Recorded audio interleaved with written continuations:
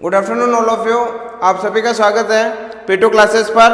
आज का जो टॉपिक है हम पढ़ने जा रहे हैं मिल्क प्रोसेसिंग। मिल्क प्रोसेसिंग का मीनिंग होता है दूध को हम ज़्यादा से ज़्यादा टाइम तक किस प्रकार से संरक्षित करके रख सकें, उससे कौन से उपचार के द्वारा संरक्षित कर सकते हैं, उसकी लाइफ टाइम यानी उसकी जो अवधि है उसको कैसे बढ़ाया जा सकता है, कौन कौन से तरीके होते हैं, ये सारे के सारे तरीके आज का टॉपिक मिल्क प्रोसेसिंग के अंदर पढ़ेंगे। मिल्क प्रोसेसिंग को हिंदी में बोलते हैं दुग्ध या दूध प्रसंस्करण बोलते हैं। इसके अंदर पढ़ते हैं 4 स्टेप पढ़ते हैं। चारों स्टेप से हमें चार स्टेप से हम दूध को अवधि को ज़्यादा से ज़्यादा टाइम तक बढ़ा सकते हैं।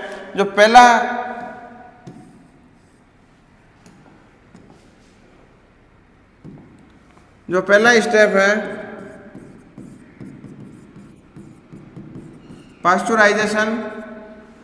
पाश्चुराइजेशन हिंदी में बोलते हैं पाश्चुरीकरण, इंग्लिश में बोलते हैं पाश्चुराइजेशन, हिंदी में बोलते हैं पाश्चुरीकरण। दूसरा स्टेरिलाइजेशन जिसको हिंदी में बोलते हैं निर्जलीकरण।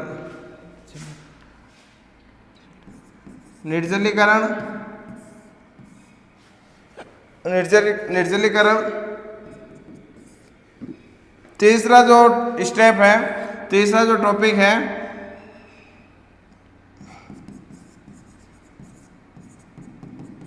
होमोजिनेशन। चौथा टॉपिक इसके अंदर पढ़ते हैं कूलिंग। देखो पाश्चुराइजेशन का मतलब मीनिंग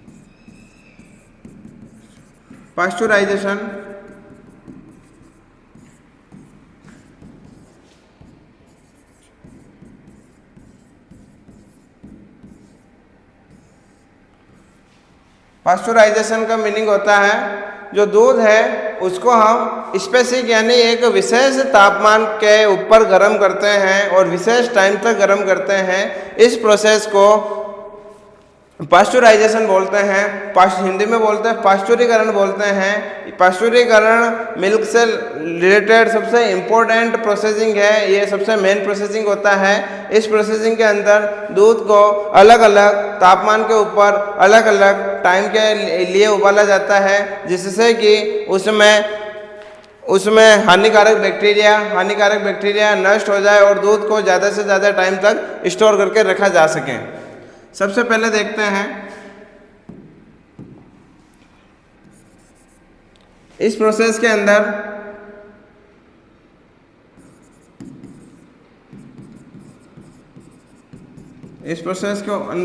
ओनली हार्मफुल बैक्टीरिया है, उसको मार दिया जाता है यानी किल्ड कर दिया जाता है। जो हानिकारक बैक्टीरिया है उसे मार दिया जाता है पाश्चुराइजेशन के अंदर। सेकंड जो पॉइंट है इसका जो टेम्परेचर देखते हैं नॉर्मली इसका टेम्परेचर 85 से 90 डिग्री मैक्सिमम तक रहता है। 85 से 90 डिग्री मैक्सिमम तक रहता है। तीसरे पॉइंट की मैं बात करूं तो इस पाश्चुराइजेशन के अंदर 3 स्टेप होते हैं। पहला स्टेप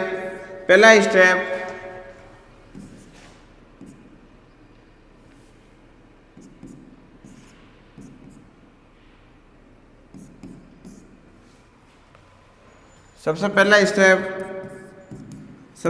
स्टेप है हाई टेम्परेचर शॉर्ट टाइम। देखो मैं हिंदी में शॉर्टकट में लिख रहा हूँ, इंग्लिश में यानी हाई टेम्परेचर शॉर्ट टाइम। इसका मैं आपको मीनिंग बताऊं यानी उच्च तापमान और निम्न समय। उच्च तापमान इतना सा कॉमन सेंस वाली बात है, आपको आना चाहिए उच्च तापमान निम्न समय। मैं एक बार हिंदी लिखा रहा हूँ, बाद में आगे सारी की सारी टर्म्स इंग्लिश में काम लेंगे। उच्च तापमान निम्न समय का मीनिंग होता है जो तापमान है वो ज़्यादा होता है और छोटे कम समय के लिए होता है, उसे बोला जाता है high temperature short time. High temperature short time. इसके अंदर, इस प्रोसेस के अंदर जो टेम्परेचर है उसको हाई रखा जाता है टेम्परेचर को। देखो इसके अंदर जो टेम्परेचर की बात करें, हम तापमान की बात करें तो इसके अंदर 72 डिग्री सेंटीग्रेड या 71.6 डिग्री सेंटीग्रेड काम में लिया जाता है। 72 डिग्री सेंटीग्रेड या 71.6 डिग्री सेंटीग्रेड काम में लिया जाता है। और जो मैं टाइम की बात करूं तो इसे 15 सेकेंड यानी 15 सेकेंड के लिए इस टेम्परेचर के ऊपर दूध को उबाला जाता है। ये प्रोसेस कहलाती है हाई टेम्परेचर शॉर्ट टाइम यानी उच्च तापमान और निम्न समय। दूसरे जो पॉइंट की मैं बात करूं, ऐसे कैसे दूसरे पॉइंट की मैं बात करूं, उसे बोला जाता है लो टेम्परेचर हाई टाइम। देखो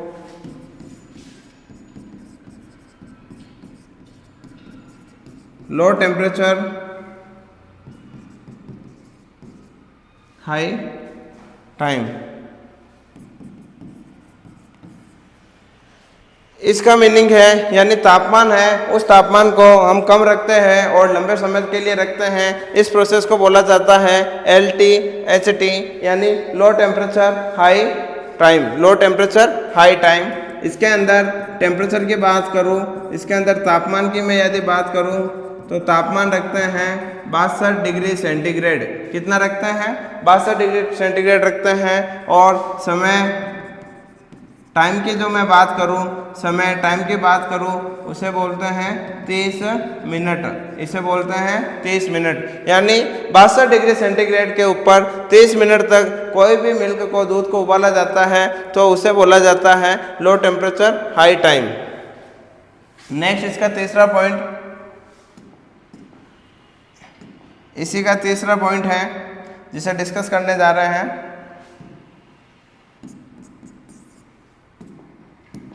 तीसरा पॉइंट है ultra high temperature. Ultra high temperature, ultra यानी उच्च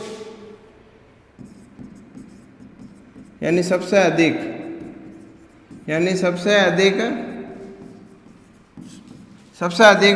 टेम्परेचर, सबसे अधिक temperature ultra high temperature. Ultra high temperature का मतलब होता है सबसे अधिक टेम्परेचर।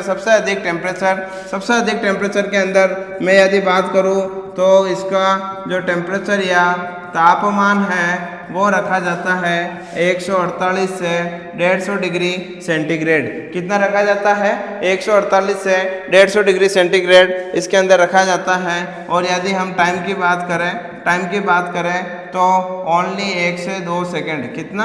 1 से 2 सेकेंड इसके अंदर टाइमिंग रखा जाता है।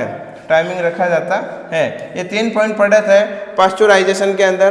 पहला पॉइंट पढ़ा था high temperature short time, second point पढ़ा था low temperature high time, third पढ़ा था हाई टेम्परेचर यानी सबसे अधिक टेम्परेचर पढ़ा था। इनके अंदर सारे के सारे टेम्परेचर आपको याद करना है, टाइम आपको याद करना है। नेक्स्ट जो पॉइंट की मैं बात करूं, पास्चुराइजेशन के अंदर ओनली हानिकारक बैक्टीरिया को मारा जाता है, जो लाभदायक बैक्टीरिया होते हैं उनको नहीं मारा जाता है। नेक्स्ट पॉइंट था अपना सेकंड वाला पॉइंट। उस पॉइंट की बात करूं मैं,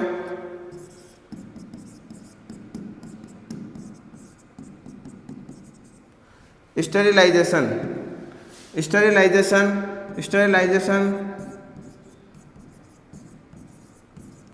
जिसे निर्जलीकरण कहते हैं।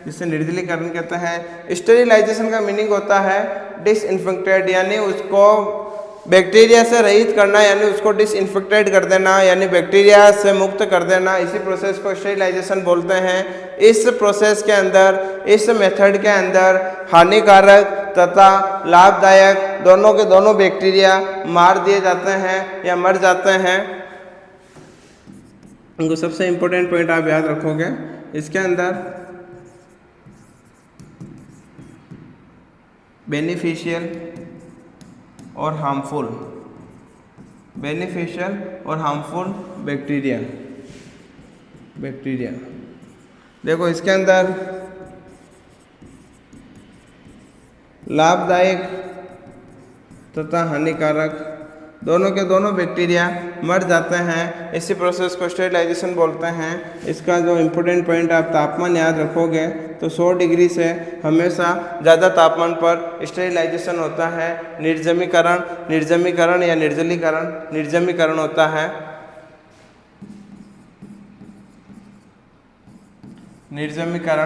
निर्जमीकरण इसी टेम्परेचर पे होता है। 100 से अधिक तापमान पर स्टेरिलाइजेशन होता है। इस प्रोसेस के अंदर लाभदायक तथा हानिकारक दोनों के दोनों बैक्टीरिया मर जाते हैं। तीसरे प्रोसेस की मैं बात करूं देखो तीसरे प्रोसेस की बात करते हैं होमोजेनेशन। होमोजेनेशन क्या होता है? होमोजेनेशन का मतलब होता है जो दूध होता है, दूध के अंदर जो वसा होता है, दूध के अंदर जो फैट है उसको छोटे छोटे टुकड़ों के अंदर तोड़ देना। उसे छोटे छोटे टुकड़ों के अंदर तोड़ देते हैं। मैं एक बात करूं, ये अपने पास मिल्क है, दूध है। जब दूध पड़ा रहता है, दूध के अंदर वसा होता है, प्रोटीन होता है, कार्बोहाइड्रेट्स होता है, लैक्टोज होता है, सारा के सारा संगठन होता है इसके अंदर। इसमें जो वसा होता है, वसा क्या करता है, थोड़ी देर पड़ा रहने के बाद में दूध के ऊपर एक पतली परत बन जाती है, जिसे हम बोलते हैं मलाई। जिसे क्या बोलते हैं? मलाई। वो किसके कारण आती है? वो वसा के कारण आती है। वसा यानी फैट के कारण आती है। जिस दूध में ज़्यादा फैट होगा उसमें मलाई की मात्रा ज़्यादा होगी या मोटाई परत की जाड़ी मोटी होगी, और जिसके अंदर वसा कम होगा उसमें मोटाई कम होगी। तो ये वसा की जो परत आती है वो ये मलाई आती है, वो वसा के कारण आती है। होमोजेनेशन के अंदर क्या होता है, जो इसके अंदर वसा होता है या फैट होता है उसे छोटे छोटे टुकड़ों में तोड़ दिया जाता है। यानी हाई प्रेशर या रोटेशन प्रेशर या हाई रोटेशन से उसे तोड़ दिया जाता है, छोटे छोटे टुकड़ों के अंदर तोड़ दिया जाता है। तो उससे क्या होगा, जो वसा था छोटे छोटे टुकड़ों में बढ़ गया तो वह अब मलाई के रूप में दूध के ऊपर नहीं जमेगा, वो छोटे छोटे बूंदों के रूप में दूध के ऊपर तैरता नजर आएगा, लेकिन मलाई के रूप में दूध के अंदर नहीं जमेगा। सबसे अच्छा एग्जाम्पल है जो आप बकरी का दूध देखते हो, उसके अंदर मलाई कम जमती है, जबकि दूध में छोटी छोटी बूंदें आपको तैरती हुई नजर आ जाएगी। चौथा पॉइंट देखते हैं। चौथा पॉइंट की मैं बात करूं, जिसे कूलिंग बोलते हैं। दूध को लंबे समय तक खराब नहीं होने के लिए उसे फ्रीज़र में स्टोर करके रखा जाता है, ठंडी जगह पर स्टोर करके रखा जाता है। इसी प्रोसेस को कूलिंग बोलते हैं। जो कूलिंग का टेम्परेचर होता है 4 डिग्री सेंटीग्रेड होता है। 4 डिग्री सेंटीग्रेड पर हम दूध को संरक्षित करके लंबे समय तक रख सकते हैं। दूध प्रोसेसिंग का सारा मैंने आपको स्टेप बता दिया है। इम्पोर्टेंट टॉपिक है दूध प्रोसेसिंग, मैंने आपको बता दिया है। इसके अंदर आपको टेम्परेचर और 1-2 पॉइंट याद रखने हैं, टेम्परेचर और टाइम याद रखना है। नेक्स्ट मैं बात करता हूँ type of milk.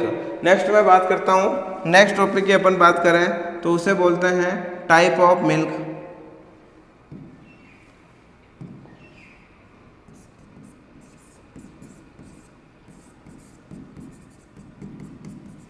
Type of milk का मतलब होता है दूध के प्रकार। क्या होता है? दूध के प्रकार, यानी दूध कितने प्रकार का होता है, दूध कितने प्रकार का होता है उसे टाइप ऑफ मिल्क बोला जाता है। दूध के कौन कौन से प्रकार होते हैं उसे टाइप ऑफ मिल्क बोला जाता है। सबसे पहले मैं बात करूं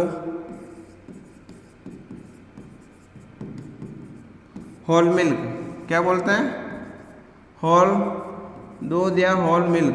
होल मिल्क का मीनिंग है, होल मिल्क का मीनिंग होता है कि दूध को हेल्थी जानवरों से यानी स्वस्थ पशु से निकाले जाने के बाद में उसमें किसी भी प्रकार की कोई मिलावट नहीं की जाती है, ना पानी मिलाया जाता है, कुछ भी नहीं किया जाता है, उसे होल मिल्क बोला जाता है। आपको इसके अंदर 3 से 4 चीज़ें याद रखनी है। सबसे पहले मैं बताता हूँ SNF। SNF का मतलब होता है सॉलिड नॉन फैट। इसकी फुल फॉर्म है सॉलिड नॉन फैट, यानी वसा रहित ठोस पदार्थ। हिंदी में भी लिख देता हूं मैं, वसा रहित ठोस पदार्थ है, उसे एसएनएफ बोला जाता है। एक होता है फैट जिसे वसा बोलते हैं, एक होता है फैट जिसे वसा बोला जाता है। देखो होल मिल्क के अंदर क्या चीज़ होती है। सबसे पहला मैं दूध का प्रकार देखूं तो होल मिल्क, इसके अंदर दूध को जानवर से निकालने के बाद किसी प्रकार की मिलावट नहीं की जाती है, उसे होल मिल्क बोला जाता है। सबसे पहले मैं बात करूं गाय की, किसकी बात करूं? गाय की, फिर बात करते हैं बफेलो की, फिर बात करते हैं गोट की, फिर बात करते हैं सिप की। ठीक है, उसके बाद में हम बात करते हैं कैमल की, यानी ऊँट की बात करते हैं। सबसे पहले मैं बात करूं इस टॉपिक के अंदर कि गाय के अंदर कितने प्रकार के, गाय के अंदर कौन कौन से, गाय के दूध के अंदर कितना फैट होता है, कितना एसएनएफ होता है, क्या चीज़ें रहती है, क्या प्रोसेस रहेगा, उसके अंदर हम बात करें तो गाय के अंदर बात करें फैट 3 से 3.5%, फैट 3.5%। देखो यहाँ पे मैं लिखता हूँ फैट यानी वसा, यहाँ पे लिखता हूँ SNF, या फैट लिख दिया, यहाँ पे वसा लिख दिया। देखो एक एक पॉइंट क्लियर करते जाएंगे हम,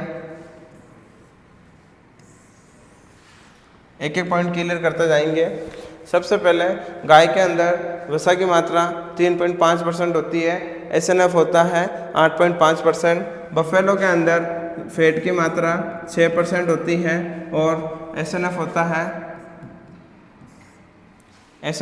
है इसके अंदर 9%। बकरी की बात करें तो बकरी के अंदर 3.5% फैट होता है, एसएनएफ होता है 9%। कितना होता है? 9% होता है। और मैं बात करूं भेड़ की तो भेड़ के अंदर 7%, यानी सबसे ज़्यादा वसा किसके अंदर पाया जाता है? तो हम बात करते हैं सर सबसे ज़्यादा वसा पाया जाता है भेड़ के दूध के अंदर, सबसे ज़्यादा वसा पाया जाता है भेड़ के दूध के अंदर 7% पाया जाता है। इसका एसएनएफ 9% होता है। नेक्स्ट बात करूं मैं ऊँटनी की, कैमल। ऊँटनी की मैं बात करूं तो इसके अंदर 5% फैट पाया जाएगा और 9% इसके अंदर एसएनएफ पाया जाता है। 9 और 7%। ये जो होल मिल्क होता है, ये जो गाय, ये किसी भी जानवर से निकालने के बाद इसमें किसी प्रकार की मिलावट नहीं की जाती है, उसका ये डाटा है किसके अंदर कितना फैट होता है। ये जो टॉपिक है टाइप ऑफ मिल्क, आपको इस टॉपिक के अंदर एक क्वेश्चन गारंटेड आपको एग्ज़ाम के अंदर मिलेगा ही मिलेगा, क्योंकि दूध की जो फैट और एसएनएफ पूछा जाता है वो इम्पोर्टेंट टॉपिक है टाइप ऑफ मिल्क। दूसरे प्रकार के दूध की बात करें दूसरे प्रकार की मैं दूध की बात करूं,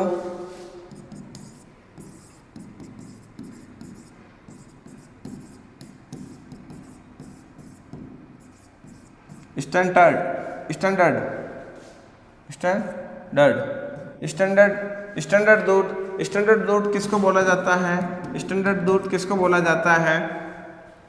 देखो, जिस दूध के अंदर 4.5% फैट पाया जाता है और 9% एसएनएफ पाया जाता है, उस दूध को बोला जाता है स्टैंडर्ड दूध बोला जाता है। स्टैंडर्ड दूध का मैं मीनिंग बताऊं आप सबको। स्टैंडर्ड दूध का मीनिंग होता है किसी भी जानवर से दूध निकालने के बाद में उस दूध में से क्रीम और फैट को अलग कर लिया जाता है। जो दूध होता है उस दूध को स्टैंडर्ड दूध बोला जाता है, स्टैंडर्ड दूध बोला जाता है। आप इसके अंदर 9 की जगह 8.5 करना। स्टैंडर्ड मिल्क में 4.5% फैट होती है, 8.5% एसएनएफ होता है।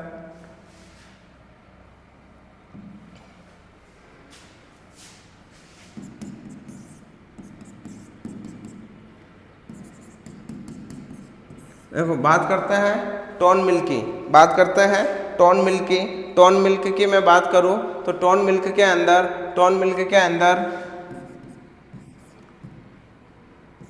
3% फैट पाई जाएगी और 8.5% एसएनएफ पाया जाएगा।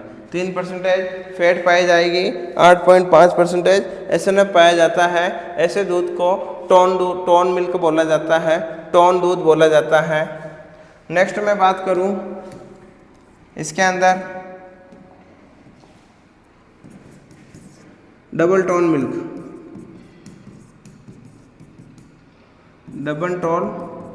मिल्क। इस दूध के अंदर 1.5 यानी टोन मिल्क के अंदर 3% है, तो डबल टोन मिल्क के अंदर 1.5% तो वसा पाई जाएगी, फैट पाया जाएगा और 9% समथिंग एसएनएफ पाया जाता है। एसएनएफ 9% के अंदर पाया जाता है। अब मैं बात करूं नेक्स्ट की बात करें तो उसे बोलते हैं सेपरेटा।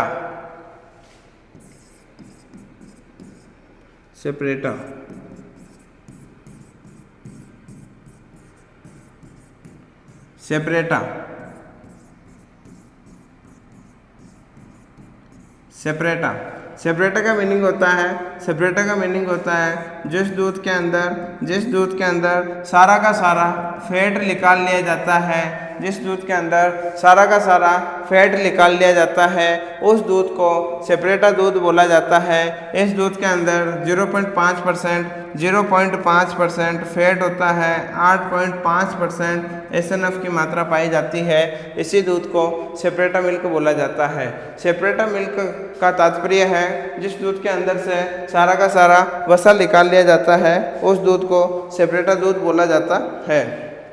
नेक्स्ट बात करते हैं रिकम्बाइंड मिल्क की। क्या बात करते हैं? रिकम्बाइंड।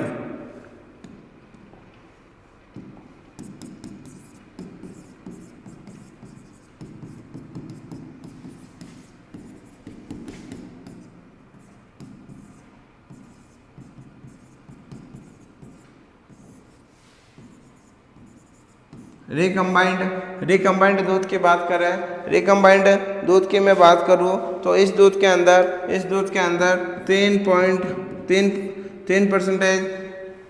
3% तो फैट पाई जाएगी, 3% फैट पाई जाएगी, 8.5% एसएनएफ की मात्रा पाई जाती है। 3% फैट पाई जाता है और 8.5% एसएनएफ पाया जाता है।